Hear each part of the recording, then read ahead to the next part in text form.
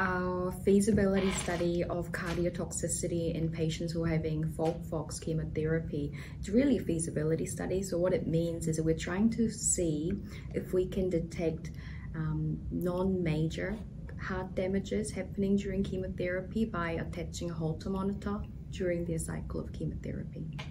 If this feasibility study is successful and we can say that we can safely do this and patients don't find it too annoying to have a Holter monitor as well as a chemotherapy pump attached to them in the first cycle of chemotherapy, then we hopefully can roll it out to the wider number of patients group, whether it was just GI or beyond GI patients, to get a feel for what is the true incidence of heart damages that are happening, so that we can better understand how do we protect these people. So this idea has probably been in development for actually at least 18 months, maybe 2 years.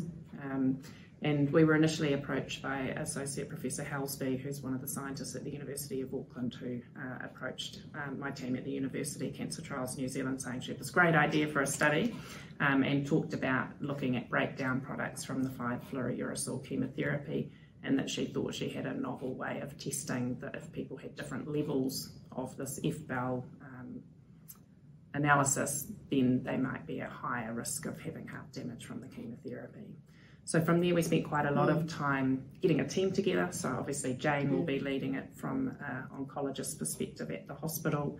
We have Professor Doughty, a cardiologist at the hospital, and Cancer Trials New Zealand at the university, who will help coordinate the study.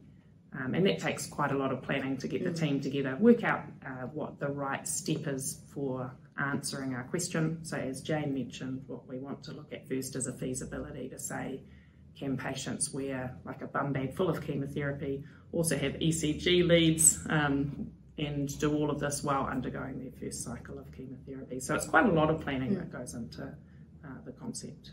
Compared to internationally, there's limited availability of funding for research in New Zealand, which is why we're so grateful to the Gut Cancer Foundation for funding this study.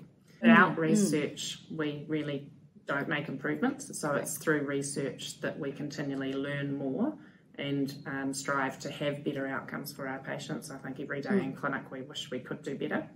And so by participating in research, whether it's local or national or international, all of that research is really helpful for helping improve outcomes for patients. What I think is quite unique about this study is that it's come from an idea from somebody locally in New Zealand, and that we've then been able to form a team that can answer that question here in Aotearoa, and it will be relevant for our New Zealand patients. I'd really like to encourage anybody who's thinking about giving it up for gut cancer this March to participate. It makes a huge difference for us as researchers and also for our patients. Big thank you to Gut Cancer Foundation and its supporters and its funders for supporting our research. It means a lot to our clinicians as well as patients and their whānau.